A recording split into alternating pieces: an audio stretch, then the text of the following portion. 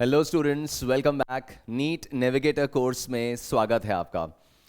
Guys, lecture 2 magnetic field का start कर रहे हैं आज हम। उम्मीद करता हूं कि आपने लेक्चर 1 मैग्नेटिक फील्ड का फिनिश कर लिया होगा। देखिए, लेक्चर 1 में हमारा डिस्कशन हुआ था about Biot Savart law, then magnetic field created by a finite length wire. उसके अंदर इनफाइनाइट वायर का मैग्नेटिक फील्ड क्या होता है, फाइनाइट सेमी इनफाइनाइट वायर का मैग्नेटिक फील्ड क्या है, उसका डायरेक्शन ऑफ मैग्नेटिक फील्ड जो राइट हैंड पाम रूल से निकालना अपन ने सीखा था, उस चीज को अपन ने फिनिश अप कर लिया था। और फिर अपन अब कंटेंट में आगे बढ़ रहे हैं।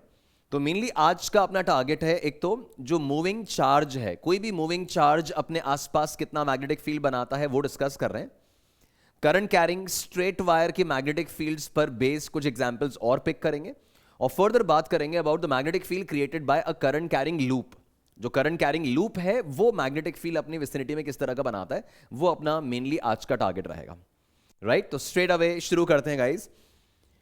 ओके, तो जैसे अपन ने एक करंट कैरिंग वायर का मैग्नेटिक फील्ड स्टडी कर लिया था, बायट-सावर्ट लॉ की डिटेल्स अपन ने देख ली थी, स्टैंडर्ड यूनिट वगैरह की अपनी बात हो गई थी। मैं मेनली बात कर रहा हूं अभी the magnetic field created by a moving charge. मान लीजिए कोई भी मूविंग चार्ज है और वो मूविंग चार्ज अपनी विसिनिटी में कितना मैग्नेटिक फील्ड बना रहा है वो चीज ऑब्जर्व करें। So magnetic field of a moving charge.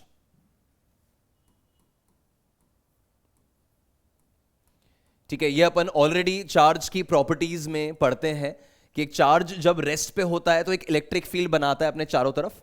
अगर वो कांस्टेंट वेलोसिटी से चल रहा होता है तो वो इलेक्ट्रिक फील्ड बनाने के साथ साथ मैग्नेटिक फील्ड भी क्रिएट करता है। और अगर वो एक्सेलरेट कर रहा हो तो वो इलेक्ट्रिक फील्ड भी बनाएगा, मैग्नेटिक फील्ड भी बनाएगा और साथ में एनर्जी भी रेडिएट करने लगेगा। राइट, तो मैं अभी मूविंग चार्ज कितनी मैग्नेटिक फील्ड अपनी लोकेलिटी में अपने आसपास बना रहे उस मैटर पे डिस्कस कर रहा हूं। तो देखो गाइज, अगर यहां पे मेरे पास एक पॉइंट चार्ज है, ये क्यू चार्ज मैंने कंसिडर किया और ये क्यू चार्ज इस समय इस मोमेंट पर इसकी वेलोसिटी जो है वो यहां पर है, this is v in this direction. इस डायरेक्शन में इसका वेलोसिटी v है अभी।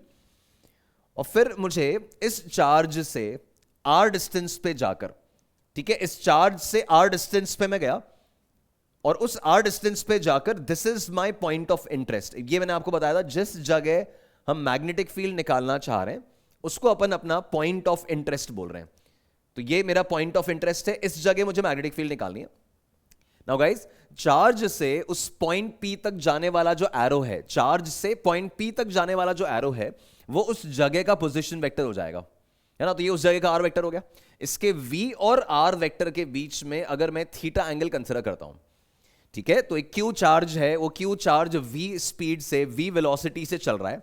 उस चार्ज से, उस पर्टिकुलर चार्ज से r डिस्टेंस की दूरी पे मैंने पॉइंट ऑफ इंटरेस्ट लिया और उस पॉइंट ऑफ इंटरेस्ट पे मुझे मैग्नेटिक फील्ड निकालनी है। तो पहले मैंने उस पॉइंट ऑफ इंटरेस्ट का पोजीशन वेक्टर बना लिया। वो पोजीशन वेक्टर मेरे वेलोसिटी वेक्टर के साथ थीटा एंगल पे है। Then the magnetic field at that point created by this charge, its given by mu naught by 4 pi into q v sine theta upon r square.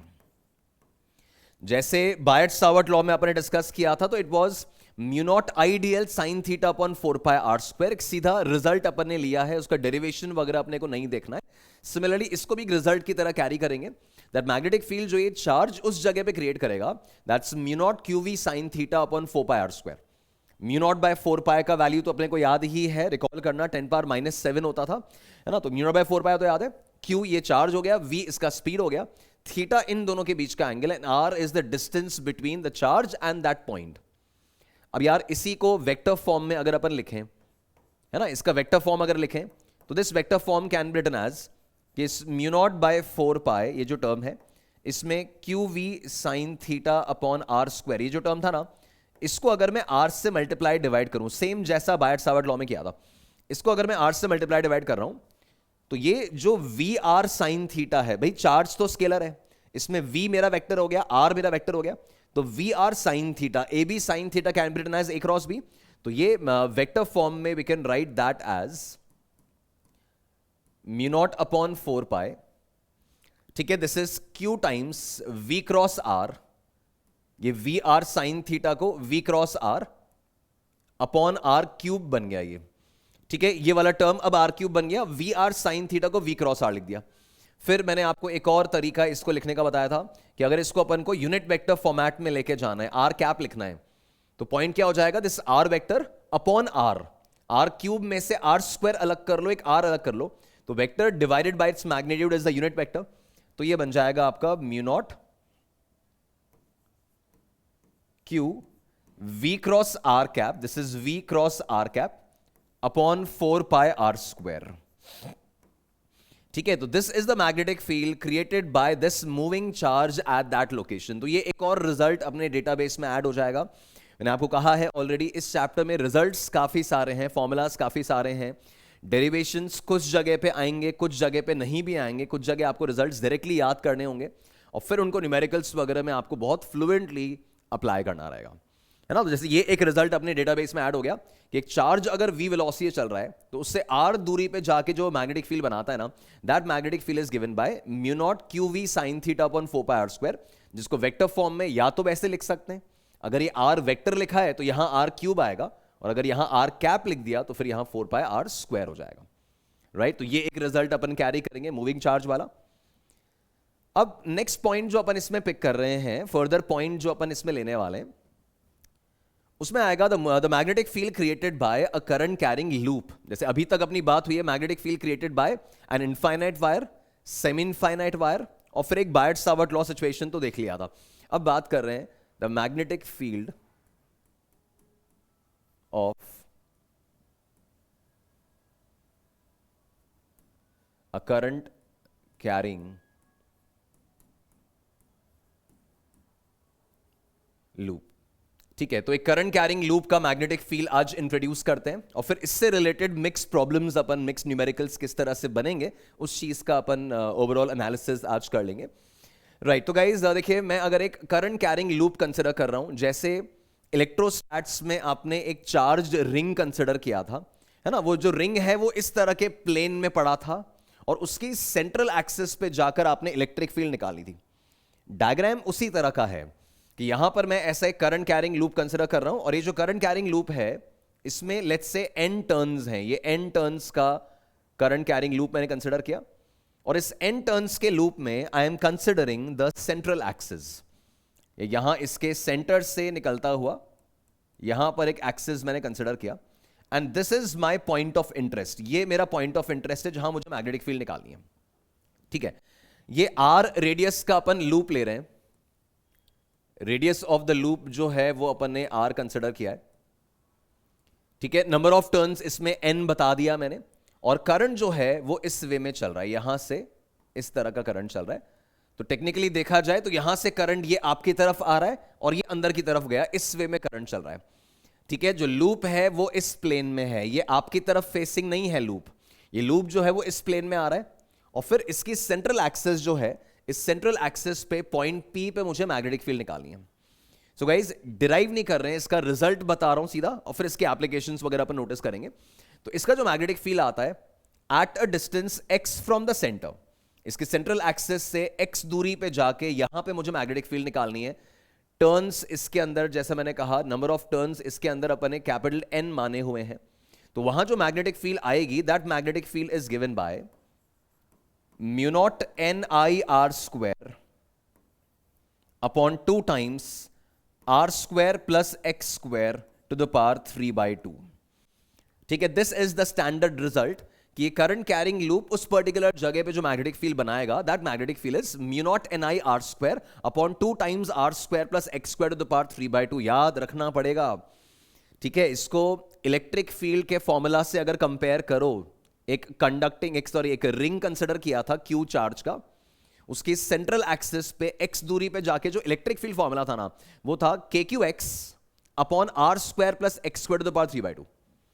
तो एक तो यहां difference क्या है, एक तो न्यूमरेटर में x नहीं है, ठीक है, दूसरा r square plus x square to the power 3/2 वो तो है, बट डिनोमिनेटर में यहां पे 2 आ रहा है, वहां नहीं आता था, वहां पे it was kqx upon r square plus x square to the power 3/2। यहां पे डिनोमिनेटर में 2 भी है और एक तो न्यूमरेटर में x नहीं है, तो थोड़ा रिजेंबलेंस है, थोड़ा डिफरेंस है, बट एक पैटर्न बना के मन में उसको याद रखो।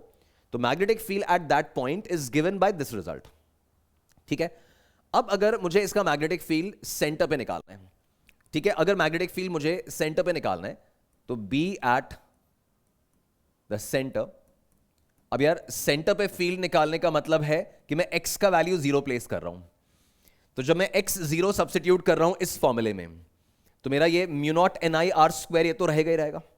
फिर यहां x 0 प्लेस किया बिकॉज सेंटर पे फील्ड निकालनी है, तो यहां के लिए x 0 हो गया, x 0 रखा तो ये हो गया आर स्क्वायर की पावर 3/2।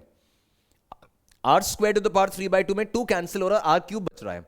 तो मैग्नेटिक फील्ड रिजल्ट जो बन रहा है सेंटर के लिए ये हो जाएगा mu naught n I r square, ये तो था ही, डिनोमिनेटर में x 0 किया, आर स्क्वायर की पावर 3/2 में आर क्यूब बचा, तो ये 2r क्यूब। उसके हिसाब से आगे देखूं तो ये आर स्क्वायर मेरा आर क्यूब एडजस्ट होके बन रहा है mu naught n I upon 2r। ठीक है, the magnetic field at the centre of the loop it's mu naught n I by 2r। And guys उसमें भी अगर सिंगल टर्न लूप हो, ये सबसे ज्यादा काम आएगा आपको result, that if it is a single turn loop, if it is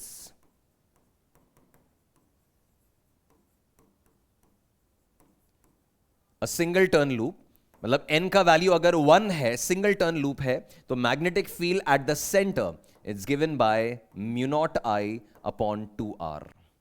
ठीक है, ये अपन सबसे ज्यादा आगे न्यूमेरिकल्स में काम में लेने वाले। That magnetic field of a single turn loop eight the centre it's mu not I by 2r। Right, तो शुरुआत कैसे हुई, अपने n टर्न्स लूप लिया, उस n टर्न्स लूप के सेंट्रल एक्सिस पे x दूरी पे जाके मैग्नेटिक फील्ड निकालना था। तो वहां x दूरी पे जाके मैग्नेटिक फील्ड का फॉर्मूला ये मैंने लिखा, अभी विदाउट डेरिवेशन लिखा है, उसको एज इट इज अपन को ध्यान रखना है। अब अगर मैं n टर्न्स लूप के सेंटर पे मैग्नेटिक फील्ड देखूंगा तो मैं x 0 रखूंगा, x 0 रखा तो ये वैल्यू आई।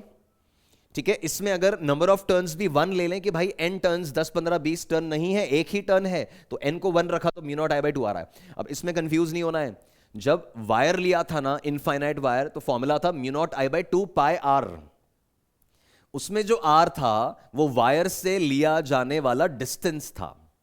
यहां जो फॉर्मूला है वो mu naught I by 2r है, तो डिनोमिनेटर में पाई नहीं है उसकी तरह, वायर की तरह। और यहां जो r है वो उस लूप का रेडियस है, डिस्टेंस वगैरह नहीं है, लूप का रेडियस आ रहा है। तो mu not I by 2r the magnetic field of a single turn loop only eight the centre, centre पे निकाला ये। अब of course magnetic field values निकाल लिए, तो मैटर आता है कि भाई डायरेक्शन किस तरफ होगी, ये तो फील्ड का वैल्यू निकालना अपन ने सीखा। तो अब मैग्नेटिक फील्ड की डायरेक्शन के लिए गाइस, डायरेक्शन के लिए तरीका ये होगा,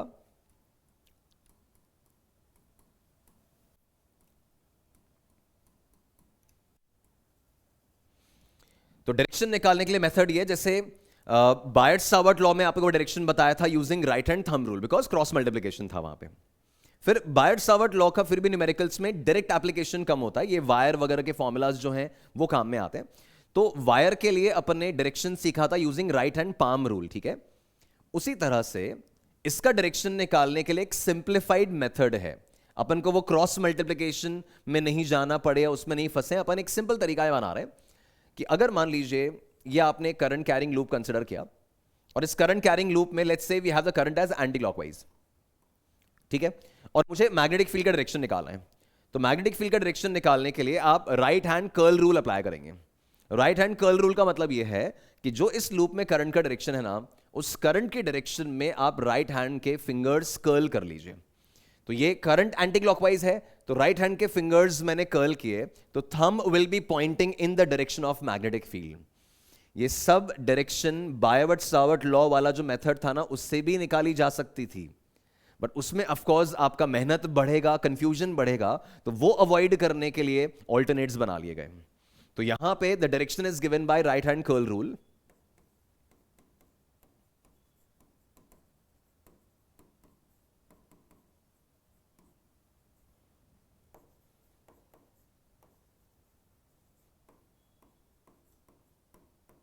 ठीक है, और right hand curl rule exactly क्या बोल रहा है कि अगर मैं राइट हैंड के फिंगर्स करंट की डायरेक्शन में कर्ल करूं, so if we curl the fingers of right hand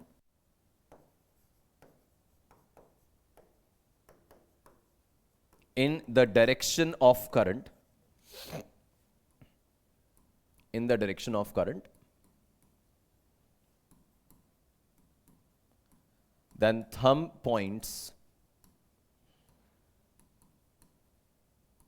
in the direction of magnetic field.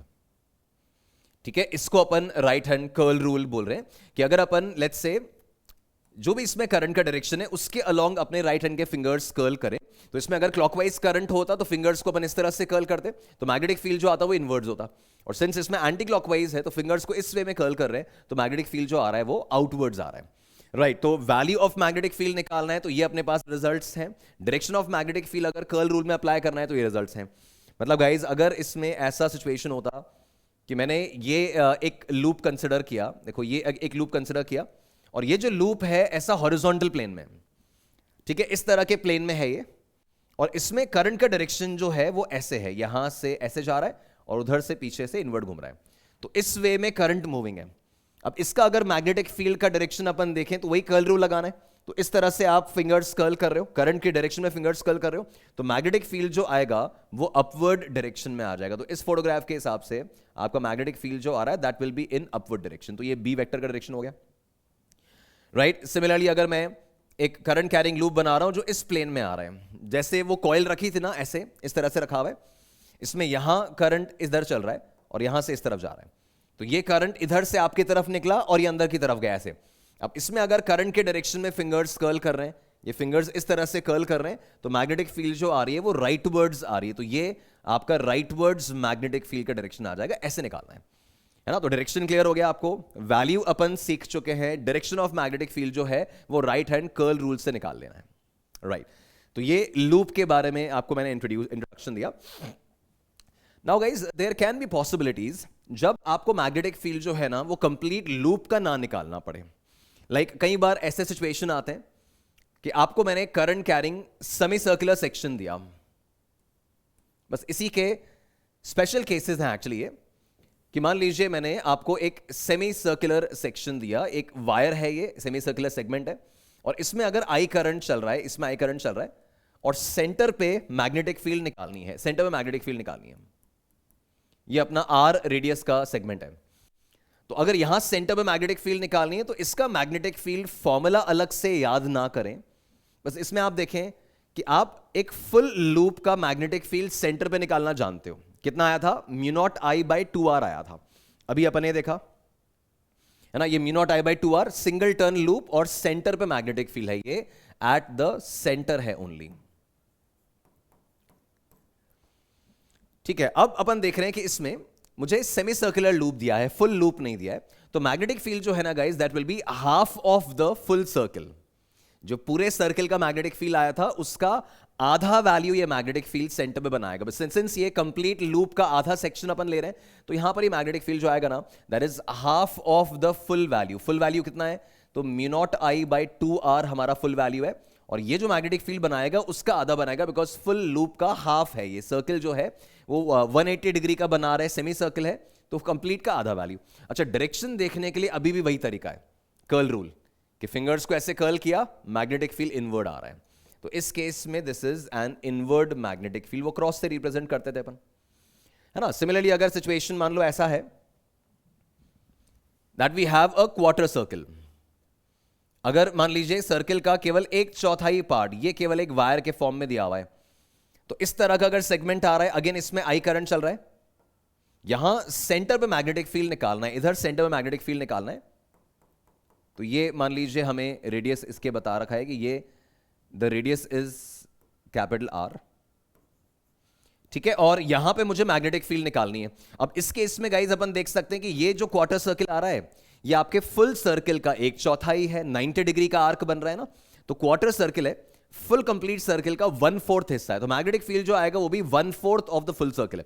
तो ऐसे सेमी सर्कल का, क्वार्टर सर्कल का अलग से फॉर्मूला याद नहीं करना है, फुल सर्कल का पता है, उसका आधा सेमी सर्कल में मिल रहा है, इसमें अपन देखें तो this is just 1/4 of the complete value, तो mu not I by 2r का 1/4 हो गया, 1/4 हो गया, है ना। तो अलग से mu naught I by 8r नया फॉर्मूला बना के याद ना करें, बस कंप्लीट वैल्यू का 1/4 ले लिया, है ना। ऐसे कोई सा भी आर्क होगा, मान लो मैंने ऐसा एक आर्क कंसिडर किया, ये अपने को वायर गिवन है, इसमें ये आई करंट चल रहा है, और ये जो आर्क है ये इसके सेंटर पे थीटा एंगल सबटेंड कर रहा है, ठीक है। आर रेडियस का है और थीटा एंगल सबटेंड कर रहा है, और इसका मैग्नेटिक फील्ड मुझे निकालना है एट दिस सेंटर। ये मैग्नेटिक फील्ड जो भी अपन ने निकाली है दोस्तों, ये सब मैग्नेटिक फील्ड यहां सेंटर पे कैलकुलेट हुई हैं। अपन ने सारे फॉर्मूलाज जो अप्लाई किए हैं सेंटर के लिए ही हैं। तो ऐसे यहां पे मुझे मैग्नेटिक फील्ड निकालनी है कि ये आर्क जो है, करंट कैरिंग आर्क, ये कितना मैग्नेटिक फील्ड बनाएगा। तो यहां भी सेम रिजल्ट, ये जो मैग्नेटिक फील्ड बनाएगा, फुल सर्किल होता तो कितना बनाता, तो mu not I by 2r बनाता। अब ये फुल सर्किल का कितना पार्ट है भाई, ये फुल सर्किल का हाफ था, ये फुल सर्किल का 1/4 था, ये फुल सर्किल का कितना पार्ट है। तो गाइस देखो, ये थीटा आर्क सबटेंड कर रहा है, और फुल सर्किल कितना सबटेंड कर रहा है, तो 360 डिग्री सबटेंड करता है, दैट मींस 2 पाई रेडियंस। तो ये 2 पाई रेडियंस का इतना फ्रैक्शन है। थीटा बाई 2 पाई मतलब क्या हुआ कि ये जो आर्क है, ये फुल सर्किल 2 पाई का इतना फ्रैक्शन है, और जितना ये सर्किल का फ्रैक्शन है उतना ही फ्रैक्शन ऑफ फील्ड बना रहा है। ये मेरे फुल सर्किल का हाफ फ्रैक्शन था, तो फील्ड भी हाफ बना रहा है। ये मेरे फुल सर्किल का 1/4 फ्रैक्शन था, तो ये 1/4 फील्ड बना रहा है। और ये मेरे फुल सर्किल का थीटा बाई 2 पाई वाला फ्रैक्शन है, तो वो उतना ही फील्ड बनाएगा। और डायरेक्शन निकालने का तरीका सेम है, डायरेक्शन सब में कर्ल रूल से ही आ रहा है। जब भी आर्क या सर्किल्स आ रहे हैं ना, तो डायरेक्शन निकालने के लिए तो कर्ल रूल ही इस्तेमाल करना है। तो ये आपका किसी भी आर्क के लिए मैग्नेटिक फील्ड निकालने का तरीका हो गया। ठीक है, यहां पर भी अपन देखें तो इस केस में भी डायरेक्शन ये कर्ल रूल के हिसाब से तो इनवर्स ही आ रहा है। तो direction is given bye curl rule, है ना। डायरेक्शन तो कर्ल रूल से ही अपन निकाल लेंगे, राइट। तो ये मैंने एक कॉइल से रिलेटेड जो अपने बेसिक्स है ना, वो आपके सामने इंट्रोड्यूस किए।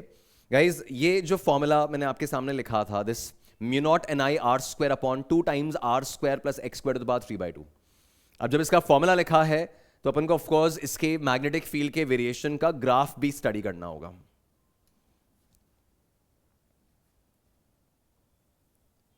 तो आप देखो, ये जो कॉइल अपन ने कंसिडर किया, ये इसकी सेंट्रल एक्सिस मैंने बना रखी है।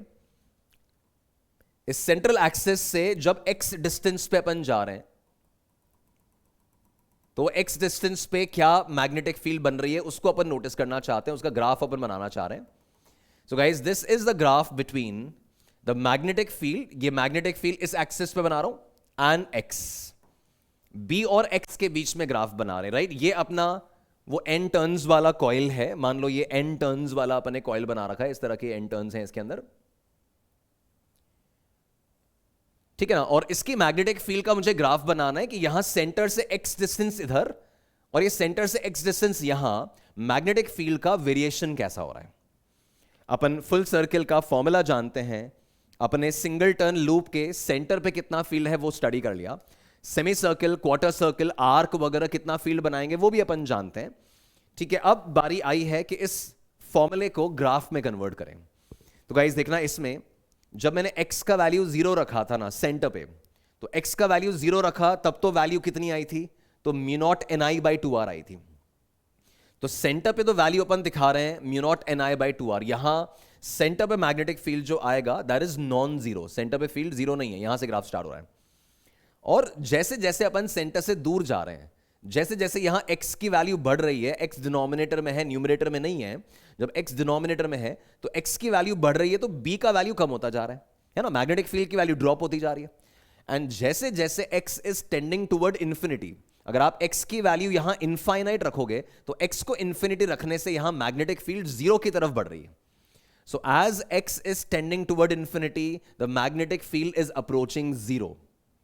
तो ये बात अपने को ग्राफ में शो करनी है कि x बराबर जीरो पे मैग्नेटिक फील्ड कुछ ना कुछ था, और जैसे जैसे x इंफिनिटी की तरफ जा रहा है मैग्नेटिक फील्ड जीरो को अप्रोच कर रहा है। तो this is going to be the graph. ये यहां से जीरो की तरफ अप्रोच किया, और यहां भी अगर इस तरफ भी चलेंगे तो सेम ट्रेंड है। जैसे जैसे अपन एक्सेस से इसमें कॉइल से दूर जा रहे हैं फील्ड ड्रॉप हो रही है, और इनफाइनाइट डिस्टेंस पे चले जाएंगे तो फील्ड जीरो की तरफ बढ़ेगी। तो ये यहां से इस तरह का ग्राफ बन जाएगा, है ना। तो यहां as x is approaching infinity, the magnetic field is decreasing, dropping to zero. यहां पे भी as x is approaching infinity, the magnetic field is decreasing, dropping to zero. तो ये अपने b versus x ग्राफ बना लिया for a coil, right? So the graph for, this is the graph for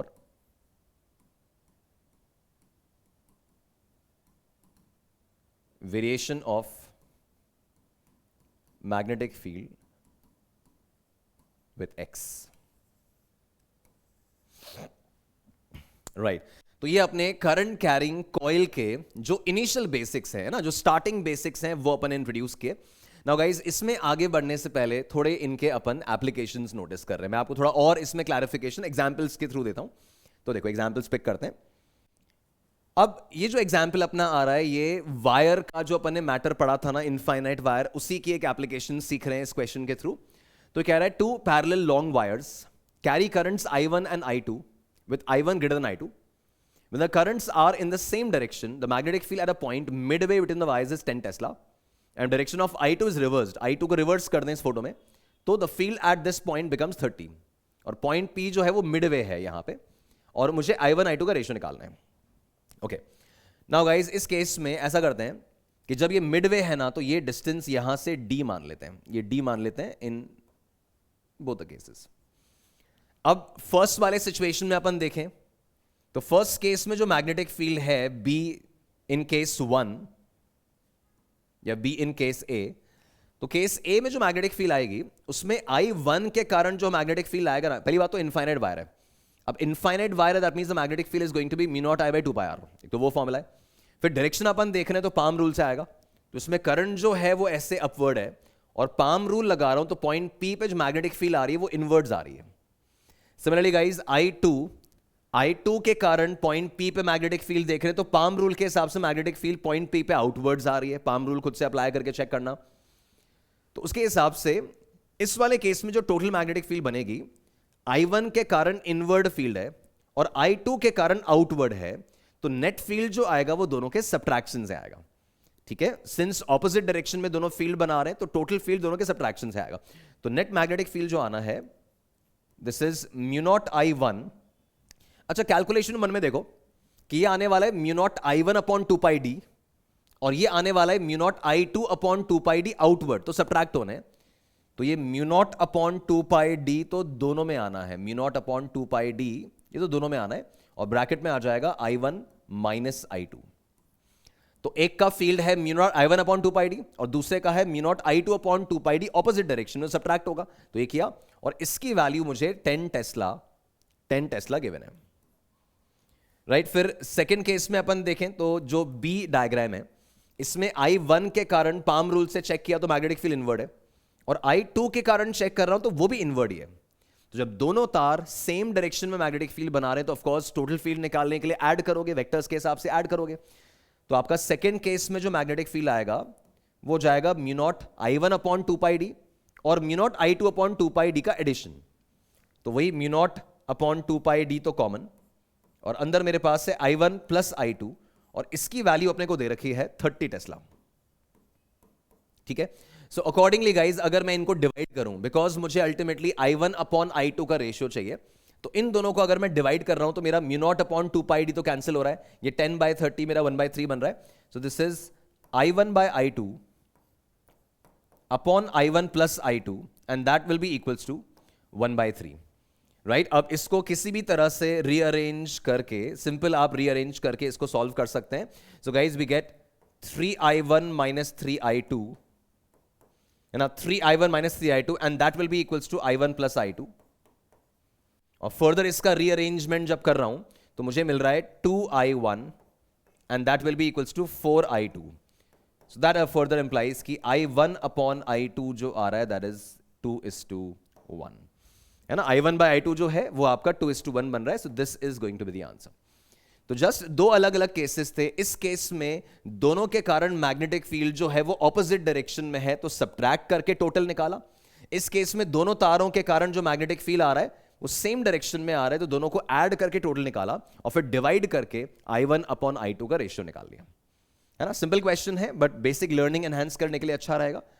तो ये एक सिचुएशन अपन ने देखा। नेक्स्ट एग्जांपल देखो। अब गाइस नेक्स्ट में कह रहा है कि two parallel wires P and Q placed at a separation 6 centimeters carry electric currents I1 and I2 in opposite direction as shown. The point on the line PQ where the resultant magnetic field is 0. इस PQ वाली line पे total magnetic field 0 कहां पे होगा वो पता करना है। नाउ गाइस देखो, ये अपन ध्यान रखें, जब भी ऐसे ऐसे डायग्राम बनाया हुआ है डॉट एंड क्रॉस। एक तो मैंने बताया था कि अगर ये डॉट या क्रॉस बनाकर मैं पास में मैग्नेटिक फील्ड लिख रहा हूं, तो वो तो मैग्नेटिक फील्ड की डायरेक्शन इंडिकेट करने का होता है कि भाई आपने ऐसे क्रॉस बना के लिख दिया 4 टेस्ला, इसका मतलब इनवर्ड मैग्नेटिक फील्ड 4 टेस्ला लगा रहे हैं। अब एक और तरीका होता है कि अगर ये डॉट या क्रॉस बनाकर पास में करंट लिखा हुआ है, जैसे यहां डॉट बनाकर I2 लिखा हुआ है, इसका मतलब हमने करंट कैरिंग वायर रखा है, एक करंट कैरिंग वायर रखा है बोर्ड के परपेंडिकुलर। जब भी डॉट या क्रॉस बना है करंट के लिए, मतलब बोर्ड के, आपकी कॉपी के, आपके पेज के परपेंडिकुलर आपने तार रखा है, और डॉट का मतलब है कि करंट आउटवर्ड्स आ रहा है, आपकी तरफ आ रहा है। और क्रॉस में क्या मतलब है कि आपने वायर तो इस बोर्ड के पेपर के परपेंडिकुलर रखा है और करंट इनवर्ड जा रहा है। तो इस क्रॉस का मतलब द करंट इज इनवर्ड्स और इस डॉट का मतलब द करंट इज आउटवर्ड्स। तो दो इनफाइनाइट वायर्स हैं जिसमें एक में आउटवर्ड करंट है, एक में इनवर्ड करंट है, और बोर्ड के परपेंडिकुलर दोनों को रखा है, और हमें बताना है कि इन दोनों के बीच में या इधर उधर कहीं भी नेट मैग्नेटिक फील्ड जीरो कहां पर होगा, वो पॉइंट लोकेट करना है। I1 I2 की वैल्यूज दे रखी है। नाउ गाइस, ये क्वेश्चन अगेन अपन इलेक्ट्रोस्टैटिक्स में जो आपने बेसिक सीखे हुए हैं ना, वहीं से इसको रिलेट कर सकते हो आप, कि जब इलेक्ट्रोस्टैट्स में ऐसा आता था कि नेट इलेक्ट्रिक फील्ड कहां जीरो होगी। यहां 4 कूलम का चार्ज रखा है, यहां -2 कूलम का चार्ज रखा है, और आप नेट इलेक्ट्रिक फील्ड कहां जीरो होगी उस तरह का सवाल करते थे इलेक्ट्रोस्टैट्स में। तो ऐसा पॉइंट आता था कि अगर लाइक चार्जेस हैं, तो नल पॉइंट जो आएगा इलेक्ट्रिक फील्ड का वो दोनों के बीच में आता था, और अगर अनलाइक चार्जेस हैं तो नेट इलेक्ट्रिक फील्ड दोनों के बाहर कहीं जीरो होती थी। In both the cases the electric field was zero closer to the smaller charge. ये वहां पे आप प्रूव कर चुके थे, वो इनवर्स प्रोपोर्शनैलिटी के कारण होता है। यहां पर भी सिमिलर कैलकुलेशंस हैं, आप देखो इजीली अपन चेक कर सकते हैं। अगर मैं यहां पर एक पॉइंट कंसिडर करता हूं, है ना, तो इस जगह अगर पॉइंट लूंगा तो यहां पर इस वाले वायर के कारण यहां मैग्नेटिक फील्ड का डायरेक्शन देखना, इसमें करंट किस तरफ जा रहा है, इनवर्ड्स, और वहां फील्ड निकालनी है। तो ये मेरा हैंड का प्लेसमेंट है, आप खुद वेरीफाई करके चेक करेंगे गाइस। इसमें करंट इनवर्ड्स है और पॉइंट ऑफ इंटरेस्ट वहां है, तो मैग्नेटिक फील्ड आ रही है ऊपर। इसमें करंट आउटवर्ड्स है और पॉइंट उस तरफ है, तो इस वाले वायर के कारण वहां मैग्नेटिक फील्ड किधर बनेगा, तो डाउनवर्ड्स बन रहा है। ये वाला वायर उस जगह पे अपवर्ड मैग्नेटिक फील्ड बना रहा है और ये वायर उसी जगह पे डाउनवर्ड मैग्नेटिक फील्ड बना रहा है। That means the fields they might cancel out, तो यहां मैग्नेटिक फील्ड जीरो हो सकता है।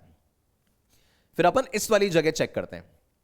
अब इस वाले पॉइंट पे देखें तो ये वाले वायर में इनवर्ड करंट है, तो यहां मैग्नेटिक फील्ड निकालने के लिए पाम रूल ऐसे लगेगा, करंट के अलोंग थंब, पॉइंट की तरफ फिंगर्स खोले तो मैग्नेटिक फील्ड नीचे की तरफ आ रही है। और इसके हिसाब से देखें तो इसमें आउटवर्ड करंट है, तो ये पाम रूल अप्लाई होगा, थंब करंट की तरफ, आपकी तरफ, पॉइंट ऑफ इंटरेस्ट की तरफ फिंगर्स खोले, और मैग्नेटिक फील्ड इसकी भी डाउनवर्ड्स आ रही है। तो बीच में अगर देख रहे हैं तो दोनों की मैग्नेटिक फील्ड्स ऐड हो रही हैं, कैंसिल नहीं हो सकती। That means null point, zero magnetic field वाला पॉइंट यहां बीच में नहीं आने वाला। सेम लॉजिक उधर भी चेक करोगे तो वहां भी मैग्नेटिक फील्ड जीरो हो सकता है, दोनों की फील्ड्स वहां भी ऑपोजिट आएंगी। तो ऐसे केस में क्या फंडा अप्लाई करना है, मैं सीधा इलेक्ट्रोस्टैट्स में जो आप रिजल्ट सीखते हो वही बता रहा हूं, कि जब भी आपके पास ऐसे अनलाइक करंट्स हैं, जैसे इस केस में अनलाइक करंट से एक आउटवर्ड एक इनवर्ड है, तो अनलाइक करंट के केस में जो नल पॉइंट आता है वो नल पॉइंट दोनों वायर्स के बाहर आता है।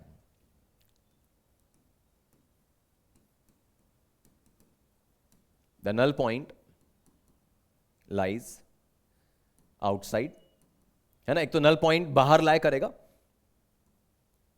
And it will be closer to the smaller current. ठीक है, जब भी अनलाइक करंट होंगे तो नल पॉइंट जो होगा वो दोनों वायर्स के बाहर लाए करेगा, बीच में नहीं आएगा null point, and it will be closer to the smaller current.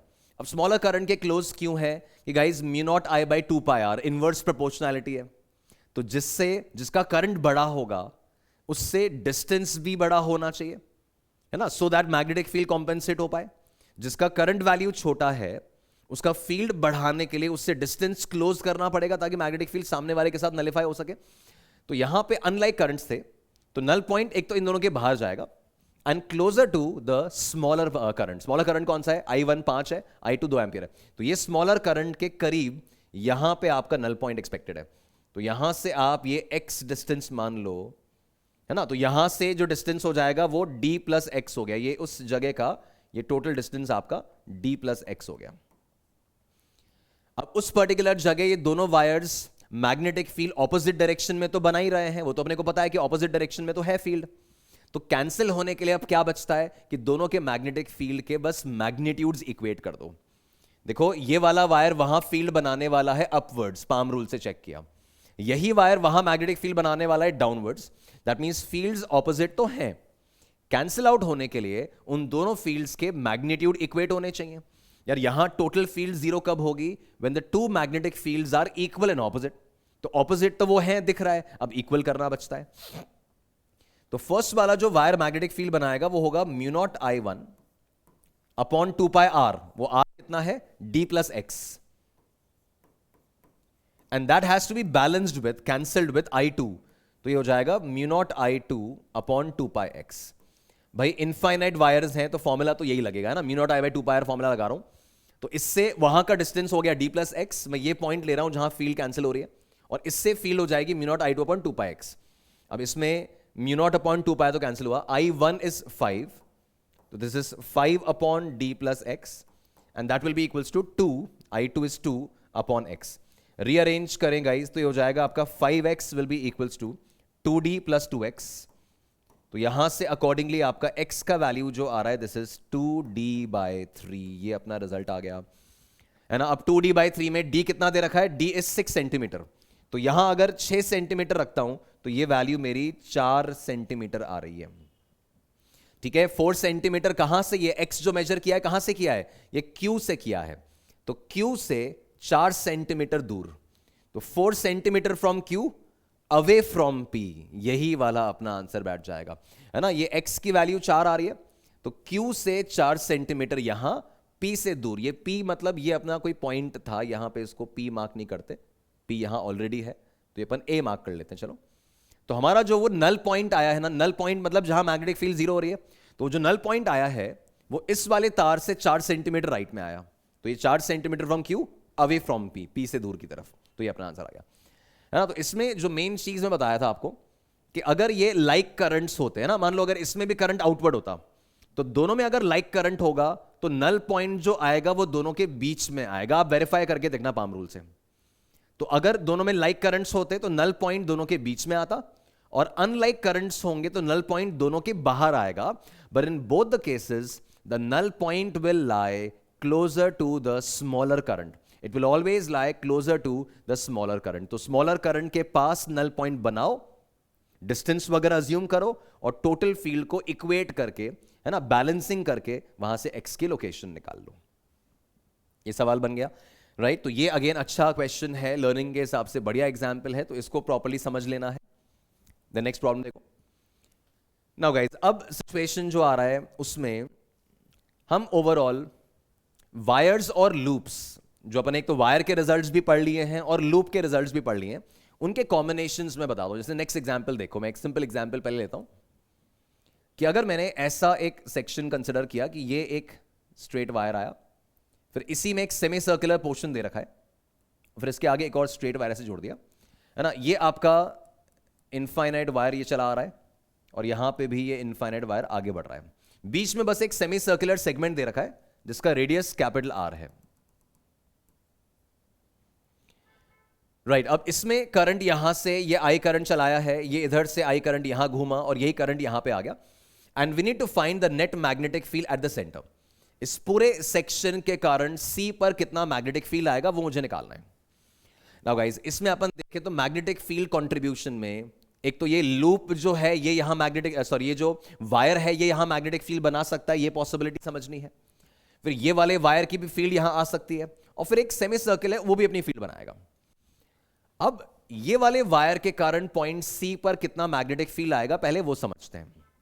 So guys, अगर मेरे पास एक इनफाइनाइट वायर है ये, ठीक है, और पॉइंट ऑफ इंटरेस्ट जो है, ये पॉइंट ऑफ इंटरेस्ट अगर वायर के लेंथ के अलोंग ही आ गया, जिस जगह मुझे फील्ड निकालनी है ना, वो वायर के लेंथ के अलोंग ही अगर पॉइंट मिला, तो आपका वो फॉर्मूला क्या था बायट सावर्ट लॉ में, mu not I DL sine theta, वो डीएल और आर के बीच का एंगल था। यहां लेंथ वेक्टर डीएल वेक्टर भी इसी तरफ है और आर वेक्टर भी उसी तरफ है, so angle between them is zero. तो यहां जो मैग्नेटिक फील्ड आएगी वो जीरो हो जाएगी, right. The magnetic field at a point along the length of the wire is zero। ठीक है, the magnetic field at a point along the length of the wire is zero। तो wire की लंबाई के along अगर कोई point आपको मिलता है तो उसकी मैग्नेटिक फील्ड वहां पे जीरो रहेगी। तो अब इस केस में अपन देखें तो यहां पे जब आप मैग्नेटिक फील्ड कैलकुलेट कर रहे हो ना, तो ये पॉइंट सी इस वाले वायर के तो लेंथ के along है, तो इस वायर के कारण यहां फील्ड कंट्रीब्यूशन जीरो है। सेम लॉजिक इसके लिए भी दे रहे हैं कि इस वायर के भी ये लेंथ के अलोंग आ रहा है, तो इसका भी यहां फील्ड कंट्रीब्यूशन जीरो रहेगा। और जो भी मैग्नेटिक फील्ड आएगी वो केवल इस सेमी सर्किल के कारण आएगी। अब सेमी सर्किल के कारण अपन मैग्नेटिक फील्ड देखें तो गाइस, तो एक तो इस वाले वायर के कारण फील्ड कंट्रीब्यूशन जीरो है, फिर बीच में सेमी सर्किल, सेमी सर्किल मैंने आपको बताया था, इसमें फॉर्मूला क्या लगेगा, half of the full circle value. Full circle का सेंटर पे फील्ड होता था mu not I by 2r, और सेमी सर्किल का फील्ड जो जाएगा वो उसका आधा हो जाएगा। तो this is half of that mu naught I by 2r, half of mu naught I by 2r, ठीक है। और इसके कारण जो आना है that is again जीरो।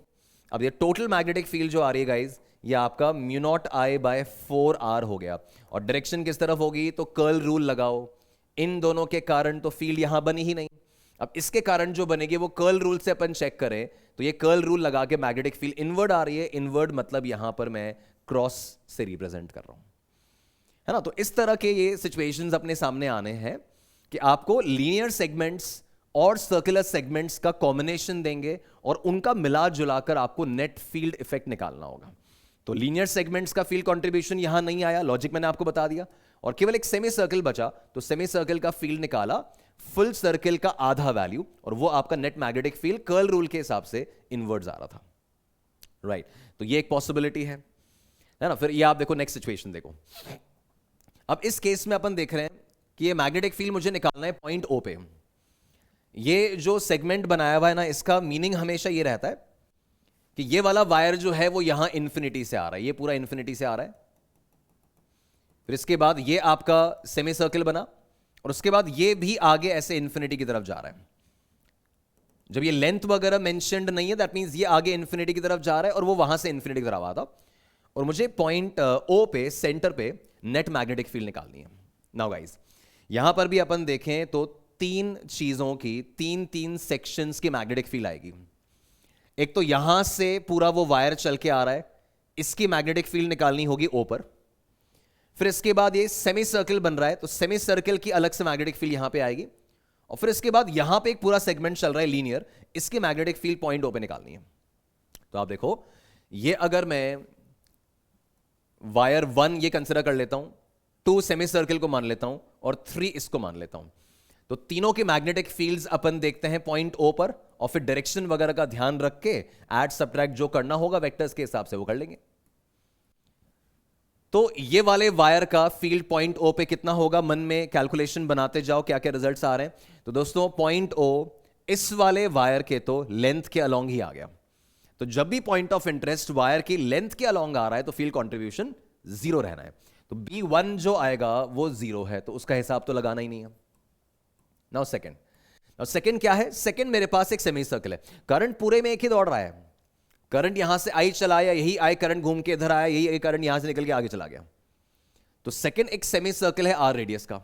अब सेमी सर्कल का मैग्नेटिक फील्ड हो जाएगा half of the complete circle. तो mu not I by 2r, ये फुल सर्कल का वैल्यू होता था और ये उसका आधा कर दिया। डायरेक्शन चेक कर लेना, तो ये करंट जा रहा है एंटी क्लॉकवाइज, राइट। ये एंटी क्लॉकवाइज के हिसाब से कर्ल रूल लगाया और मैग्नेटिक फील्ड आउटवर्ड आया। चेक करना, ये ऐसे कर्ल रूल लगाया ऐसे एंटी क्लॉकवाइज, और इसकी वजह से आउटवर्ड मैग्नेटिक फील्ड है। तो ये मेरा आउटवर्ड मैग्नेटिक फील्ड दिखा दिया मैंने, ठीक है। फिर तीसरा सेगमेंट। अब दोस्तों ये चीज पकड़ो, थर्ड सेगमेंट जो है वो क्या है। ये यहां से सेमी सर्कल फिनिश होने के बाद यहां से स्ट्रेट तार शुरू हो रहा है। इस स्ट्रेट तार में अपन देखें तो ये तो जा रहा है इन्फिनिटी पे, ये तो आगे इन्फिनिटी पे जा रहा है, पर इसका ना एक सिरा पता है, इसका एक एंड पता है। तो इस वाले वायर का एक एंड नोन है और दूसरा एंड इन्फिनिटी पे जा रहा है, ये सेमी इनफाइनाइट वायर बन गया, ये सेमी इनफाइनाइट वायर बन गया। अब सेमी इनफाइनाइट में एक छोर एक एंड के सामने मेरा पॉइंट ऑफ इंटरेस्ट है आर दूरी पे। पिछले लेक्चर की कहानी रिकॉल करें तो अगर सेमी इनफाइनाइट में उस एक छोर उस एक एंड के सामने अगर पॉइंट होता है तो फॉर्मूला था mu not I by 4 pi r. Finite length वाले फॉर्मूले में अल्फा को 90 और बीटा को 0 रख के निकाला था अपन ने। गाइज ये सेमी इनफाइनाइट है बिकॉज इसका एक एंड पता है और दूसरा एंड इन्फिनिटी पे है, तो इसका फॉर्मूला आ जाएगा, इसका वैल्यू आ जाएगा सेमी इनफाइनाइट के हिसाब से, तो mu not I, this is mu not I upon 4 pi r. ठीक है, अब डायरेक्शन चेक करो, इसमें करंट जो जा रहा है वो इस तरफ जा रहा है, ये करंट का डायरेक्शन है, ये यहां से नीचे उतरा था, इधर घुमा था और फिर ऐसे गया था। अब वायर में तो पाम रूल लगाओगे, तो करंट की डायरेक्शन में थंब, पॉइंट ऑफ इंटरेस्ट की तरफ फिंगर्स खोले तो मैग्नेटिक फील्ड आउटवर्ड आ रही है। देखो ऐसे चेक करो, पाम रूल के हिसाब से आउटवर्ड आ रही, तो ये आउटवर्ड मैग्नेटिक फील्ड आ रही है और ये एक तो 0 हो गई और दोनों मैग्नेटिक फील्ड आउटवर्ड्स हैं, तो आपका नेट मैग्नेटिक फील्ड जो आएगा वो इनके एडिशन से आएगा। तो दोस्तों इनको अगर मैं ऐड कर रहा हूं तो इसके एडिशन में ओके अलग अलग ही लिखा हुआ है, तो ये हो जाएगा mu not I by 4 r plus mu not I upon 4 pi r. ठीक है, mu not I by 4 r plus mu not I by 4 pi r, ये आपके ऑप्शन सी में आ रहा है, तो ये आपका सॉल्व हो गया। 3 अलग अलग सेगमेंट्स थे, तीनों का फील्ड कंट्रीब्यूशन पॉइंट ओ पे देखा और रिजल्टेंट निकालते हुए इन्हें ऐड कर लिया, टोटल निकालने के लिए इन्हें ऐड कर लिया। ठीक है, हो गया सॉल्व। नेक्स्ट देखते हैं। राइट, अब नेक्स्ट सिचुएशन में देखो, it says 2 similar coils of radius capital R and number of turns n, दोनों में n टर्न्स हैं, are lying concentrically with their planes at right angles to each other. The current flowing in them is given and the resultant magnetic field at the center will be. देखो coils हमें बोला गया they are lying in perpendicular planes, planes at right angles. तो perpendicular planes में अपन ने coil रखे, तो ना इसको ऐसे मान सकते हैं, देखो कि एक कॉइल तो मैं इस प्लेन में ले लूं और दूसरा कॉइल इसके perpendicular प्लेन में यहां पे ले लूं। ठीक है, एक कॉइल जो है वो ऐसे रखा हुआ है, इस तरह से नहीं है, ये ऐसे रखा हुआ है, और दूसरा कॉइल जो है वो ऐसे रखा हुआ है परपेंडिकुलर प्लेन में, बस दोनों का सेंटर कॉमन है, यहां सेंटर कॉमन है। ठीक है, अब करंट वगैरह बता दिए I एंड I√3, तो मान लेता हूं कि इसमें I करंट चल रहा है और इसमें √3I करंट चल रहा है, ये करंट वगैरह बता दिए। दोनों के अंदर रेडियस दोनों का सेम है, नंबर ऑफ टर्न्स दोनों के सेम है, और फिर मुझे यहां टोटल मैग्नेटिक फील्ड निकालनी कितनी होगी। तो गाइस देखो सिंपल है, आप जो ये वाला कॉइल है ना, इसमें मान लो ऐसा डायरेक्शन ऑफ करंट चल रहा है, तो जो हॉरिजॉन्टल प्लेन में, ये हॉरिजॉन्टल प्लेन में जो आपका कॉइल है ना, ये मैग्नेटिक फील्ड कितना बनाएगा। बात हो रही है सेंटर पे फील्ड निकालने की। दोस्तों सिंगल टर्न लूप होता है तो सेंटर पे फील्ड थी mu not I by 2 r. Formulas धीरे धीरे प्रैक्टिस के साथ याद हो जाएंगे, बहुत लोड वाली बात नहीं है। अभी अगर भूल जाते हो तो पेजेस पलट के फॉर्मूलाज देख सकते हो, है ना, पीडीएफ पलट के लेक्चर को स्क्रॉल पीछे करके आप फॉर्मूलाज देख सकते हो, but later on with practice हो जाएंगे याद, कोई बहुत लोड नहीं है। तो इसके कारण जो सेंटर पे फील्ड आएगा, सिंगल टर्न का तो होता था mu not I by 2 r और एन टर्न्स का होता था mu naught n I by 2 r. तो यहां जो मैग्नेटिक फील्ड आएगा, let's say this is loop number 1 and this is loop number 2, तो मैग्नेटिक फील्ड B1 जो आने वाला है, this is mu naught n I upon 2 r. ठीक है, और ये जो मैग्नेटिक फील्ड आएगी ना गाइज, डायरेक्शन अपन निकालें तो कर्ल रूल के हिसाब से, वी नो दैट लूप में कर्ल रूल लगाना होता है, तो ये कर्ल रूल के हिसाब से मैग्नेटिक फील्ड जो आ रहा है वो अपवर्ड्स आ रहा है। तो ये मैग्नेटिक फील्ड एरो, ये मैग्नेटिक फील्ड वेक्टर जो है वो ऐसे ऊपर की तरफ आ रहा है, ये मेरा B1 वेक्टर है। राइट, सिमिलरली B2 का अपन वैल्यू देखें तो B2 में अगर मैं मान लेता हूं लेट्स से ऐसे करंट चल रहा है, वैल्यू अपने को दे रखी है, तो इसका मैग्नेटिक फील्ड देखो कर्ल रूल के हिसाब से चेक करोगे तो ये कर्ल रूल के हिसाब से इसकी मैग्नेटिक फील्ड राइटवर्ड्स आ रही है। वैल्यू कितना, तो again mu naught n I की जगह हो जाएगा √3I, तो mu naught n I upon 2 r. ठीक है, और इसका जो फील्ड आ रहा है वो ऐसे कर्ल रूल के हिसाब से राइट वर्ड्स आ रहा है, तो ये मेरा इस तरफ का वेक्टर आएगा, ये B2 वेक्टर है। सो गाइस सिंपल पॉइंट है आपका B1 एंड B2, ये B1 मैग्नेटिक फील्ड जो आई है वो ऊपर की तरफ आ रही है, ये B1 वेक्टर आ रहा है, और B2 वेक्टर जो आ रहा है वो राइट वर्ड्स आ रहा है, कर्ल रूल लगा के चेक करना, और दोनों के बीच में 90 डिग्री एंगल है।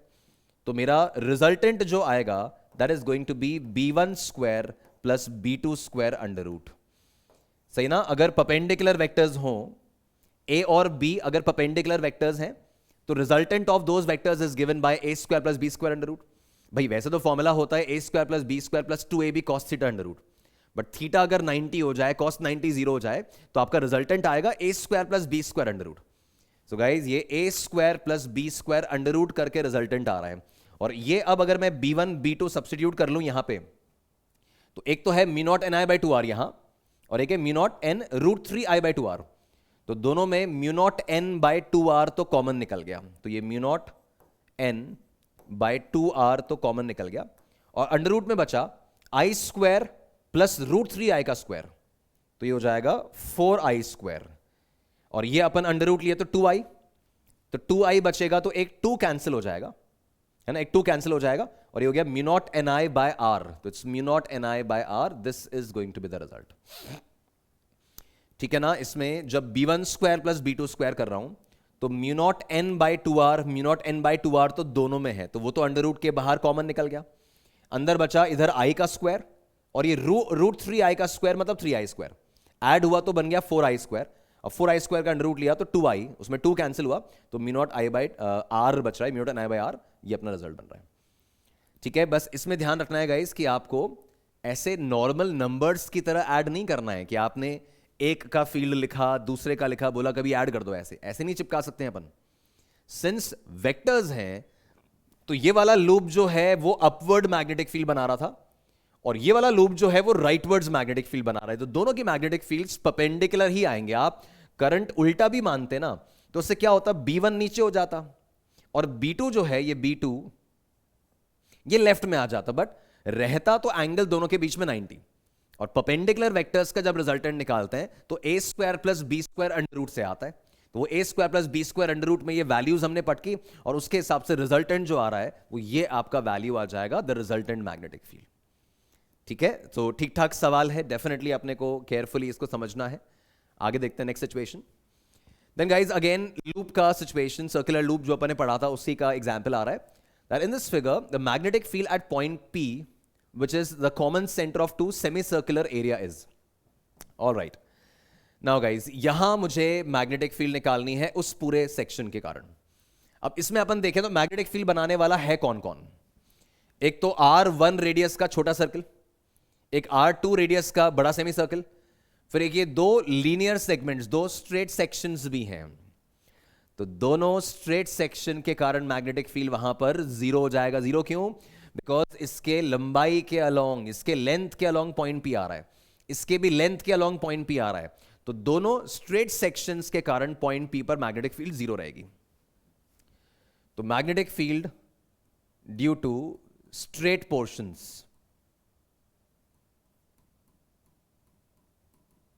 वो तो जीरो हो जाएगा, तो उन दोनों का तो कंट्रीब्यूशन इसमें है नहीं।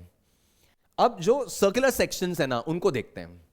तो यार करंट तो पूरे में सेम चल रहा है, यहां से आई करंट गया, इधर घूमा, उधर से ऊपर आया, अब मैग्नेटिक फील्ड ज्यादा कौन बनाएगा? अपना फॉर्मूला है सेमी सर्कल का, mu naught I by 2R का आधा, फुल सर्कल का आधा वैल्यू। तो मैग्नेटिक फील्ड जो है mu naught I by 2R का हाफ, मतलब मैग्नेटिक फील्ड R के इनवर्सली प्रोपोर्शनल है, मतलब जिसका रेडियस कम होगा उसका फील्ड वैल्यू ज्यादा बनेगा, है ना, जिसका रेडियस कम होगा उसका फील्ड वैल्यू ज्यादा बनेगा। तो यहां R1 रेडियस कम है, दोस्तों करंट तो दोनों में सेम है ना, तो R1 का रेडियस कम है, तो R1 की फील्ड मैग्नीट्यूड ज्यादा होगी। तो आप देखो जो R1 वाला सेमी सर्कल है उसका फील्ड लिख रहा हूं, तो कितना हो जाएगा? Half of mu naught I by 2R1। ठीक है, सेमी सर्कल है तो mu naught I by 2R का आधा, ये लिखा। और इसमें R1 वाले में देखो करंट कैसा है, एंटी क्लॉकवाइज, तो ये एंटी क्लॉकवाइज के हिसाब से आउटवर्ड, तो ये आउटवर्ड मैग्नेटिक फील्ड आ रही है। फिर अपन सेकेंड वाला जो सेमी सर्कल है उसके करंट देखें। तो गाइस देखो, इसमें करंट जा रहा है क्लॉकवाइज ऐसे, फॉर्मूला तो वही है, सेमी सर्कल वाला ही है। तो half of mu not I, आई भी वही है ना सेम, बट रेडियस अलग है, तो 2r2 ये आ गया। और इसका जो फील्ड आएगा क्लॉकवाइज करंट के हिसाब से, इसमें फील्ड इनवर्ड्स आ रहा है, तो ये आपका इनवर्ड मैग्नेटिक फील्ड हो गया। अब सिंस दोनों मैग्नेटिक फील्ड ऑपोजिट डायरेक्शन में है, तो टोटल निकालने के लिए ऑफ कोर्स आपको फील्ड्स को सब्ट्रैक्ट करना पड़ेगा, है ना। तो आपका बी नेट जो आना है, बस अब ये चीज देखना, बी नेट में b1 माइनस b2 करूं या b2 माइनस b1 करूं, तो ग्रेटर माइनस स्मॉलर करना पड़ेगा। ग्रेटर कौन गाइज, म्यू नॉट आई दोनों में है, हाफ हाफ दोनों में है, r1 एंड r2। तो r1 छोटा है, r1 अगर छोटा है तो b1 का वैल्यू ज्यादा आएगा। स्मॉलर रेडियस का लूप, सिंस r डिनोमिनेटर में है तो स्मॉलर रेडियस का लूप बड़ी मैग्नेटिक फील्ड बना रहा है, तो नेट मैग्नेटिक फील्ड जो आएगा that is b1 minus b2। अब इसको अपन फर्दर सॉल्व करें तो mu not I by 4 common है, mu not I by 4 common है, एंड ब्रैकेट में we have 1 by r1 minus 1 by r2। और टोटल मैग्नेटिक फील्ड ग्रेटर में से स्मॉलर माइनस किया है ना, आउटवर्ड फील्ड ग्रेटर था, तो फाइनल फील्ड जो बचेगा वो भी आउटवर्ड है। भाई 5 टेस्ला आउटवर्ड है और 2 टेस्ला इनवर्ड है, तो सब्ट्रैक्ट होके 3 बच रहा है, बट 3 किस तरफ बच रहा है, आउटवर्ड बच रहा है, जिस तरफ डोमिनेटिंग फील्ड है वही वाला बचेगा। तो ये outward minus inward, net magnetic field outward बच रहा है। तो mu not I by 4 1 by r1 minus 1 by r2 outwards, this is going to be the answer. ये अपना आंसर आ गया भाई, है ना। इसमें एंटी क्लॉकवाइज करंट था तो आउटवर्ड फील्ड थी, इसमें क्लॉकवाइज करंट है इनवर्ड फील्ड थी, दोनों के लिखे, सब्ट्रैक्ट किया और नेट निकाल लिया। लीनियर पोर्शंस के कारण मैग्नेटिक फील्ड वहां जीरो बना हुआ है, बिकॉज लेंथ के अलॉन्ग था। तो ये एक और सिचुएशन हो गया, है ना, बढ़िया क्वेश्चन है, राइट। फिर नेक्स्ट देखो, अब ये एक और शानदार सिचुएशन है, नीट में इस तरह का सवाल आ चुका है पहले। अब इस केस में क्या है, एक long wire bent as shown in the figure carries a current I. If the radius of the semicircular portion is A, radius of the semicircular portion is A, then the magnetic induction at the center, यहां magnetic field कितनी होगी वो निकालनी है। अब guys इस case में देखें तो सिचुएशन क्या है, ये वाला जो पूरा सेगमेंट है ना, ये वाला, ये वायर ऐसा है, ये यहां पे x है, इधर y है, ऊपर z है। तो ये वाला जो वायर है ये इस x के अलॉन्ग है, ऐसे बोर्ड के परपेंडिकुलर है। तो ये एक तो बोर्ड के परपेंडिकुलर ये तार गया, फिर यहां से सेमी सर्कल बनाया, और फिर ये बोर्ड के परपेंडिकुलर बाहर आ गया। तो जो वायर है ये वायर एक्चुअली इस प्लेन में है, ऐसा है। तो ये इनवर्ड वायर, इनवर्ड करंट ऐसे जा रहा है, फिर यहां से सेमी सर्कल में घूम रहा है, और फिर आउटवर्ड करंट आ रहा है। और उसके हिसाब से पॉइंट सी पर मुझे मैग्नेटिक फील्ड निकालनी है। सो गाइज, जब मैं ये यहां पर इसको वायर 1, ये पोर्शन 2 और ये पोर्शन 3, इनकी मैग्नेटिक फील्ड निकालूंगा।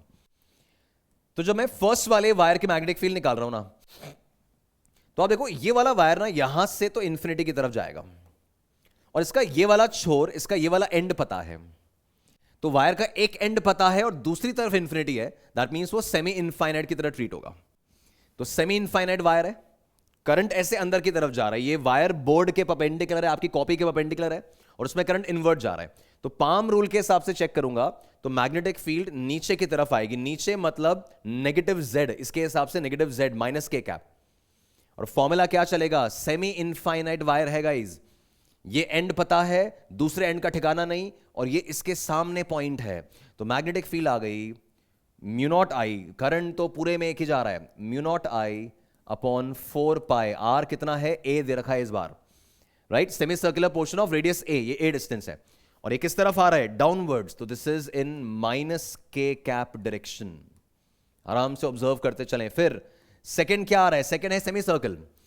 सेमी सर्कल का फॉर्मूला है half of the full circle value, तो ये हो जाएगा half of mu not I by 2r, है ना। फुल सर्कल का होता है mu not I by 2r, और उसका आधा लेना भी सेमी सर्कल है। करंट कैसा है, क्लॉकवाइज, तो क्लॉकवाइज के हिसाब से मैग्नेटिक फील्ड आ रही है इनवर्ड्स, और इस फोटो में इनवर्ड मतलब नेगेटिव एक्स एक्सिस, ये पॉजिटिव एक्स एक्सिस आपकी तरफ है बाहर, तो इनवर्ड मतलब नेगेटिव एक्स एक्सिस, तो ये आ गया माइनस आई कैप डायरेक्शन में। फिर B3, ये सब वेक्टर्स हैं।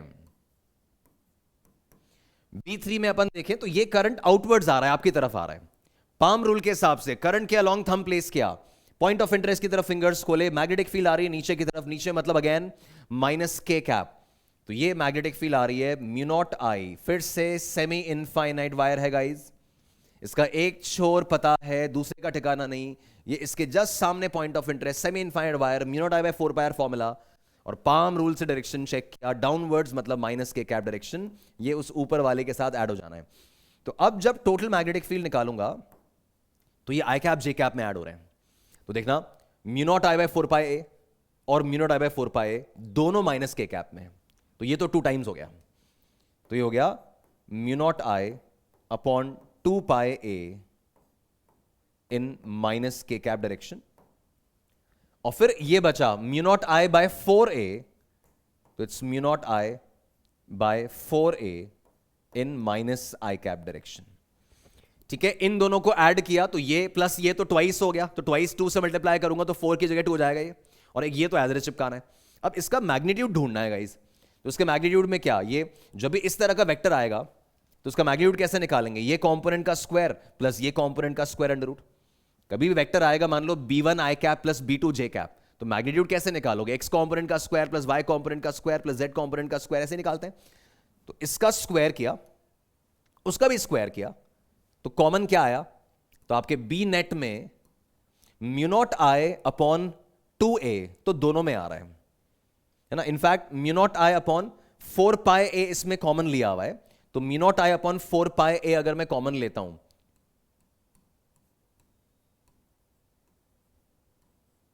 तो अंदर स्क्वायर रूट में इसके अंदर बचेगा आपका 2 का फैक्टर और उसमें बचेगा पाई का फैक्टर, तो 2 का स्क्वायर प्लस पाई का स्क्वायर, तो ये 4 प्लस पाई स्क्वायर है ना। सिंपली क्या करना, आप ये वाले कंपोनेंट का स्क्वायर करो, उसका भी स्क्वायर करो, अपन मैग्नीट्यूड ऑफ वेक्टर ऐसे ही निकालते हैं, तो x component square plus y component square plus z component square, जैसे वो स्क्वायर करके ऐड कर रहे हो आपको ये वाला रिजल्ट मिल रहा है, shown in this option.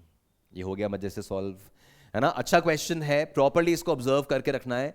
Semi infinite wire है जिसके कारण मैग्नेटिक फील्ड ऐसे डाउनवर्ड्स आया, ये एक और सेमी इनफाइनाइट जिसके कारण ये डाउनवर्ड्स आया, और एक सेमी सर्कल जिसके कारण इनवर्ड्स आया। इनवर्ड मतलब माइनस आई कैप था, डाउनवर्ड मतलब माइनस के कैप था, और फिर ये वेक्टर्स के हिसाब से ऐड किए, तो एक के कैप कंपोनेंट बच गया और एक आई कैप कंपोनेंट बच गया, और फिर उसका मैग्नीट्यूड निकाला, तो वहां से रिजल्टेंट मैग्नेटिक फील्ड बनी कि आप इसका स्क्वायर प्लस इसका स्क्वायर अंडर रूट करके सिंप्लीफाई करो, वी हैव दिस रिजल्ट, और ऑप्शन बी आपको आंसर मिल रहा है। बड़े आराम से गाइज आप अगर फॉर्मूलाज क्या है, डायरेक्शन क्या लेनी है, पॉइंट कौन सा लिया हुआ है ना, पाम रूल कब अप्लाई हो रहा है, कर्ल रूल कब अप्लाई हो रहा है, इन चीजों का अगर अपन आराम से केयर करते हुए चले ना, तो क्वेश्चंस बड़े आराम से सॉल्व होते हैं। तो नीट लेवल पे आपको इस लेवल के या इससे स्लाइटली अपर लेवल के क्वेश्चंस मिलेंगे, वो मैं एग्जांपल्स में सब कवर अप कर लूंगा, बट ये सब एग्जांपल्स अगर आप तरीके से सॉल्व कर लेते हैं, समझ लेते हैं, तो ऑलमोस्ट सर्टेन है कि नीट में इस टॉपिक से आने वाले सवाल को आप क्रैक कर पाएंगे।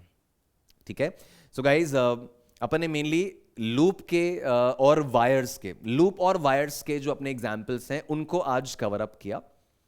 फर्दर कुछ और प्रोफाइल ऑफ क्वेश्चंस मुझे आपको बताने हैं, कुछ और सिचुएशंस भी आपसे डिस्कस करने हैं, वो अपन अपने नेक्स्ट लेक्चर में कवर अप करेंगे। आज का लेक्चर इसी सेगमेंट, इसी पोर्शन पे अपन खत्म करते हैं। आप डेफिनेटली ये इंश्योर करें कि जितना पोर्शन अपन ने पढ़ा है उसको एक बार तरीके से, आराम से तरीके से इसको रिवाइज करो पूरा। जो भी एग्जाम्पल्स अपन ने लिए हैं उसको लिख के सॉल्व करो, केवल सॉल्यूशन देखकर काम नहीं चलेगा, लिख लिख के सारे एग्जाम्पल्स सॉल्व करें। ठीक है, और फिर ओवरऑल एक कंक्लूजन पे पहुंचो कि मैंने बायट सावर्ट लॉ में क्या पढ़ा था, स्ट्रेट वायर के बारे में क्या बात हुई है, पॉइंट चार्ज कितनी फील्ड बनाता है, लूप की एक्सेस पे क्या फील्ड होती है, लूप के सेंटर पे क्या फील्ड होती है, सेमी सर्कल का क्या सिचुएशन है, क्वार्टर सर्कल का क्या सिचुएशन है, और इनको मर्ज करके कैसे क्वेश्चंस बनाए जाते हैं, है ना। तो यहां तक का पोर्शन आप रिवाइज करके रखें, और इसके आगे की स्टोरी और फर्दर डिटेल्स फिर हम लेक्चर 3 में कवर अप करते हुए बढ़ेंगे। राइट, तो तब तक स्टे ट्यून्ड, आप आराम से अपनी पढ़ाई में आगे बढ़िएगा, इस कॉन्फिडेंटली अपने एग्जाम की तरफ अप्रोच करो and keep working hard. Thank you.